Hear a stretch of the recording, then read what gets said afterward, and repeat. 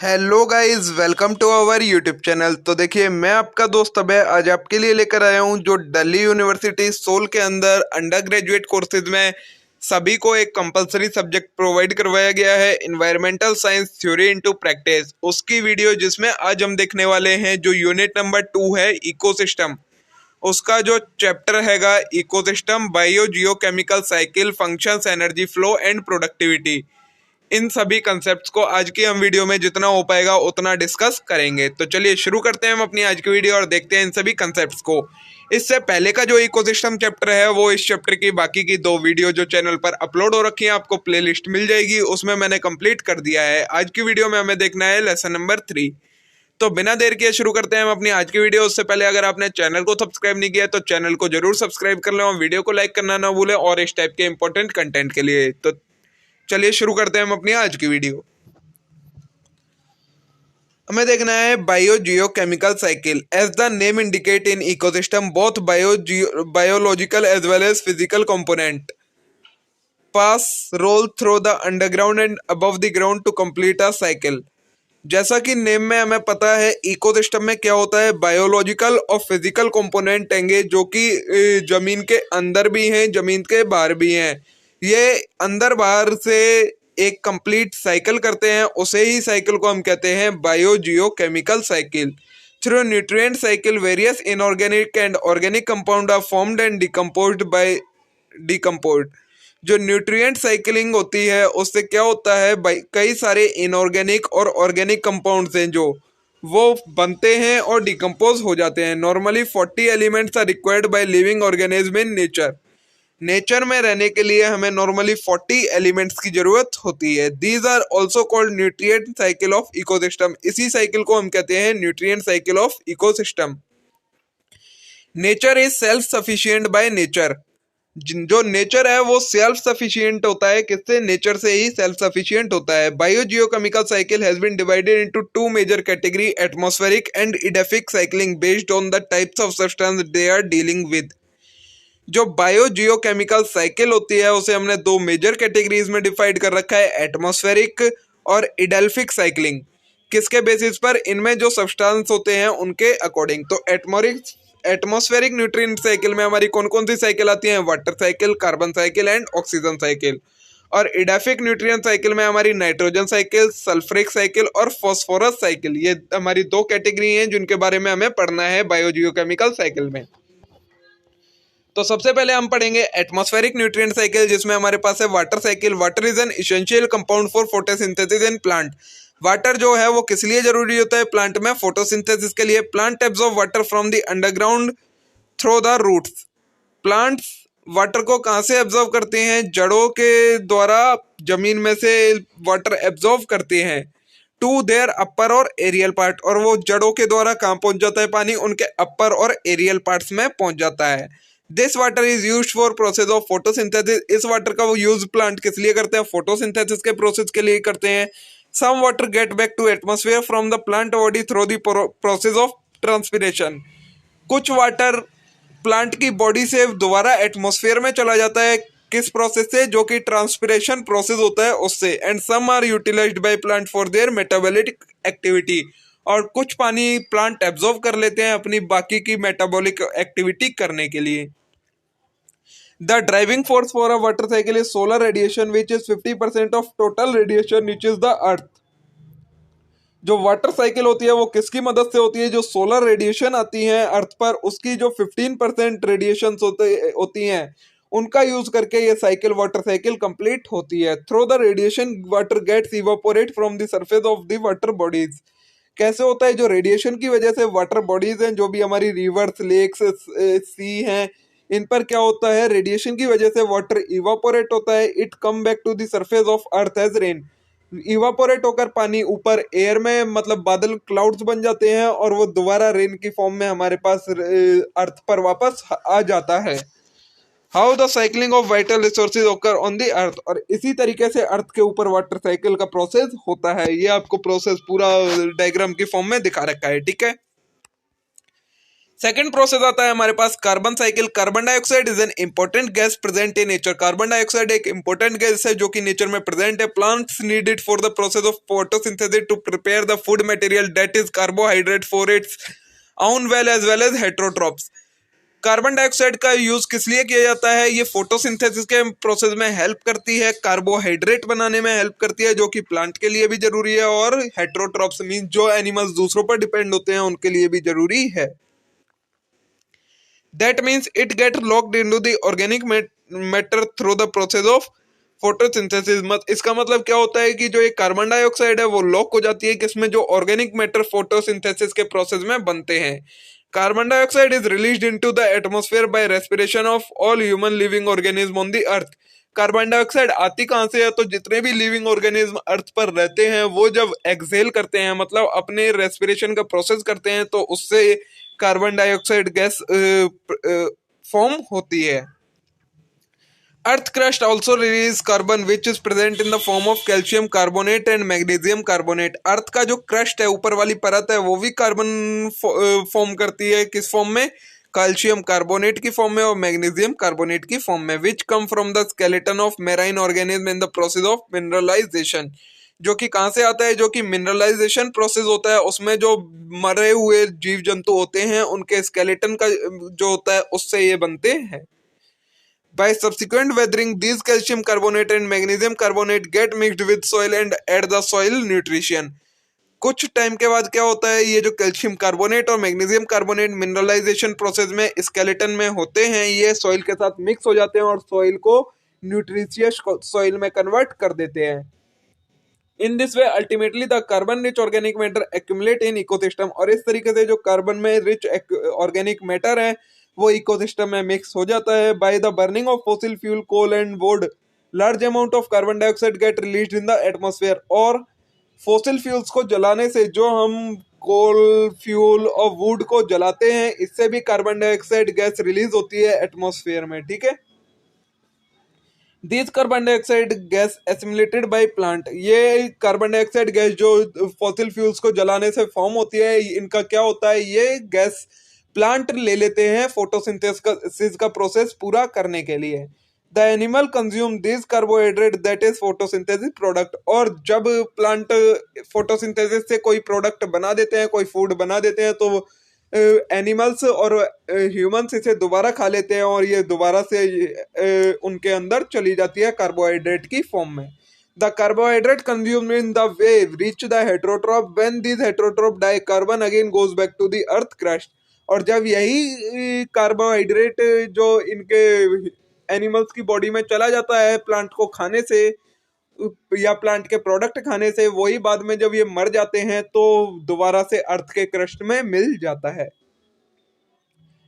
When these heterotrophs, हाँ ये हो गया। Through the process of respiration, also carbon dioxide is released from the biotic component into the atmosphere। और biotic component भी carbon को release करते हैं रेस्पिरेशन के प्रोसेस से। ठीक है, ये आपको पूरी साइकिल दिखा रखी है डायग्राम के फॉर्म में, कार्बन साइकिल कैसे वर्क करती है। नेक्स्ट है हमारे पास oxygen cycle. In the atmosphere the dry air contain 20.94% of oxygen. Atmosphere में हमारे पास 20.94 अप्रोक्स 21% ऑक्सीजन है। Oxygen is required by all living organism for respiration. Oxygen की जरूरत किस लिए होती है? रेस्पिरेशन के लिए। सभी लिविंग ऑर्गेनिज्म को ऑक्सीजन की जरूरत होती है। It also associated with moisture content. It is the simplest but inevitable nutrient cycle in ecosystem. ये सबसे सिंपल न्यूट्रिएंट साइकिल होती है इकोसिस्टम के अंदर।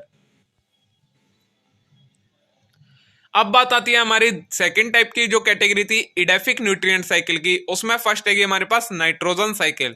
तो it is a complex cycle that occur in nature through various steps. ये complex cycle होती है जो कि कई सारे स्टेप के बाद नेचर में होती है। About 79% of atmosphere air is nitrogen.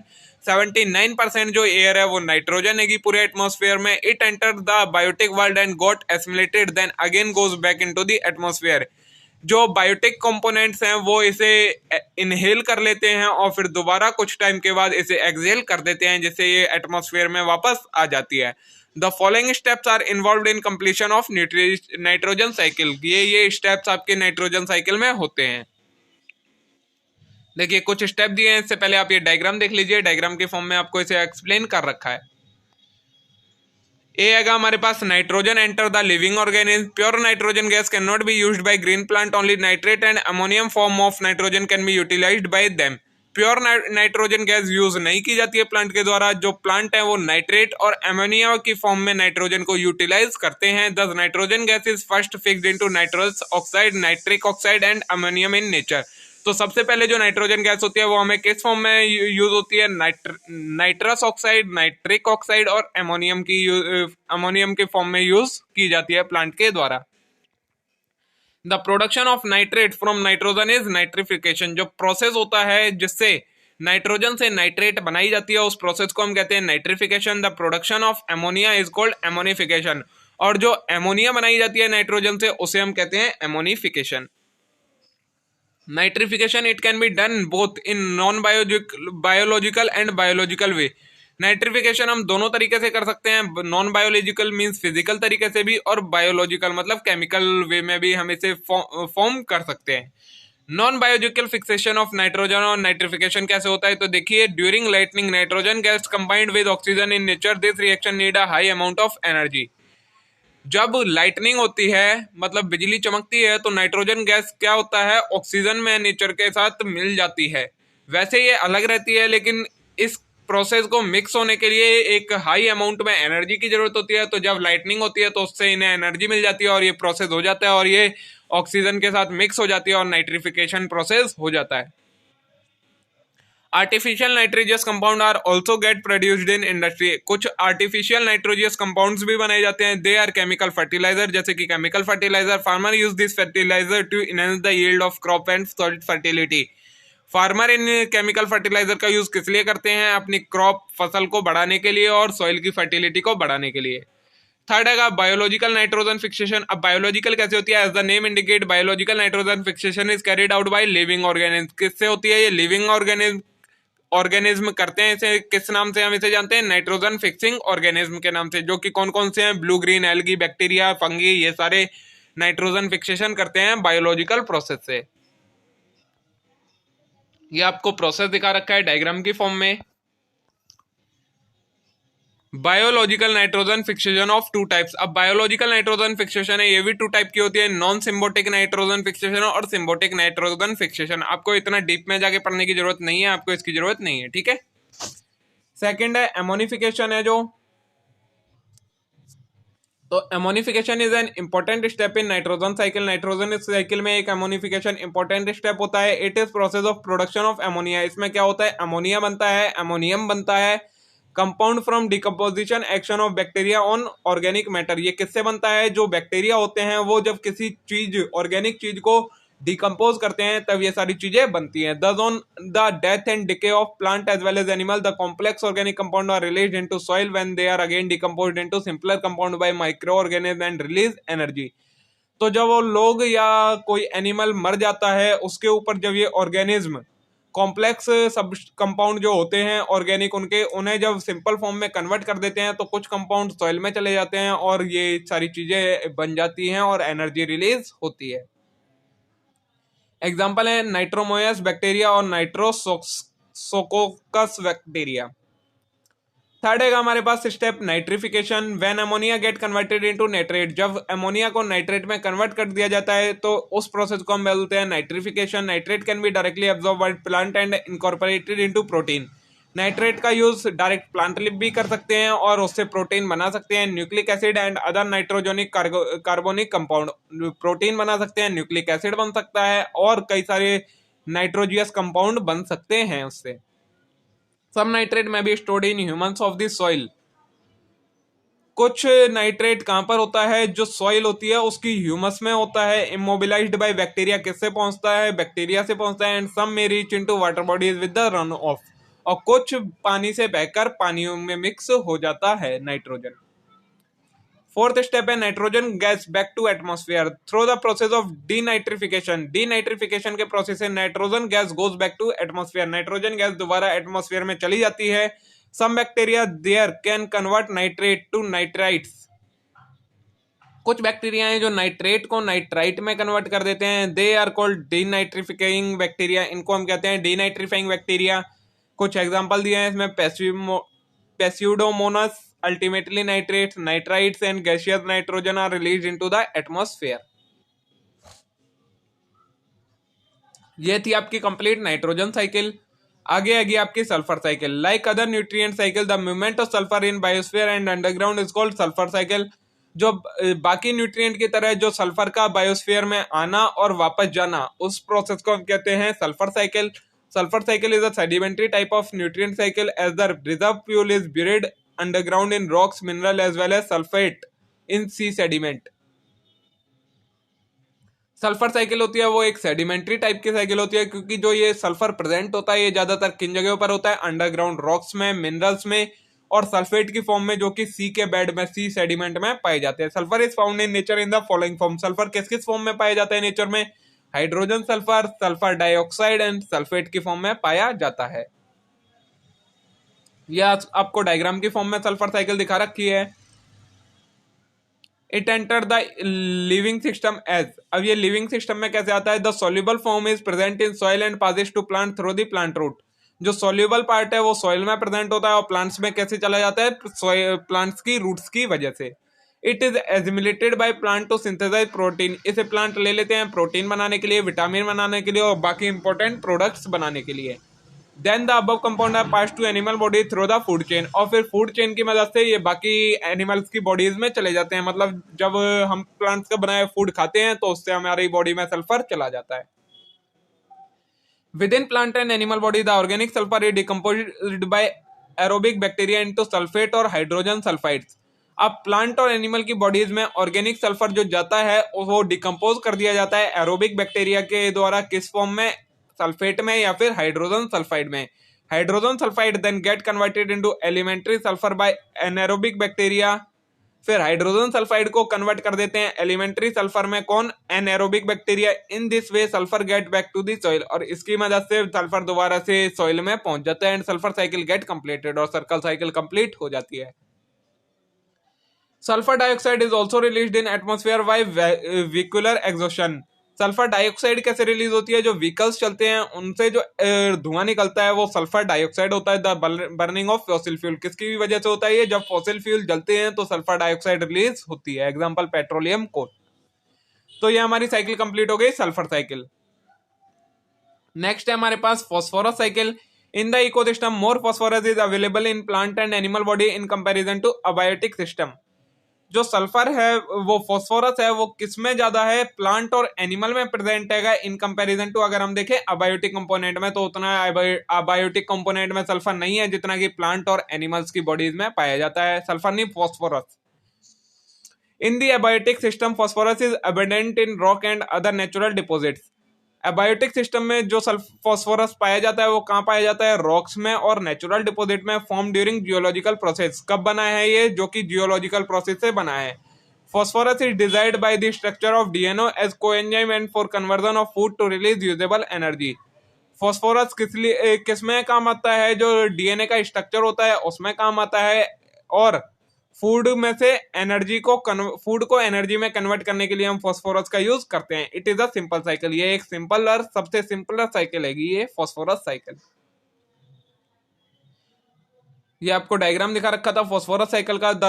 आगे आएगा the root of plant absorb phosphorus present in soluble form in soil and assimilated. जो प्लांट्स की रूट होती हैं वो जो सॉइल में फॉस्फोरस प्रेजेंट होता है उसे अपने अंदर ले लेती हैं through the food chain. It get transfer to animal body and by the death and decay of plant and animal excreta it goes back to the atmosphere. और फूड चेन की मदद से जब फूड प्लांट का बनाया food animals खा लेते हैं तो वो एनिमल की बॉडीज में चला जाता है, और एक्सक्रिएशन की प्रोसेस से वो दोबारा वापस किस में? एटमॉस्फेयर में आ जाता है। The run off soil from loss of phosphorus to sea is greater the availability on it the land. पानी के बहने की वजह से सॉइल जब धुल जाती है, धुलाई होती है, तो उसके साथ में फॉस्फोरस भी खत्म हो जाता है और वो पानी में मिक्स हो जाता है। Only 60,000 ton of phosphorus is return to soil through the birds and fishes of the sea and algae. 60,000 ton phosphorus वापस आता है बर्ड की मदद से, फिशेज की मदद से और सी की एल्गी की मदद से। A major amount of phosphorus get lost into the sea, और ज्यादातर फॉस्फोरस किसमें खत्म हो जाता है, सी में मिक्स हो जाता है जाके। ठीक है,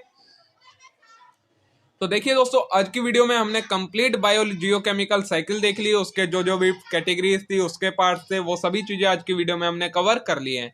अब हम मिलेंगे नेक्स्ट वीडियो में, जिसमें हमें फंक्शंस से देखना है, जिसमें एक हमारा फंक्शन है फूड चेन और प्रोडक्टिविटी, वो करेंगे हम नेक्स्ट वीडियो के पार्ट में। तब तक के लिए आप इस वीडियो को लाइक करें और चैनल को जरूर सब्सक्राइब कर लें इस टाइप के इंपॉर्टेंट कंटेंट से अपडेटेड रहने के लिए। Thank you.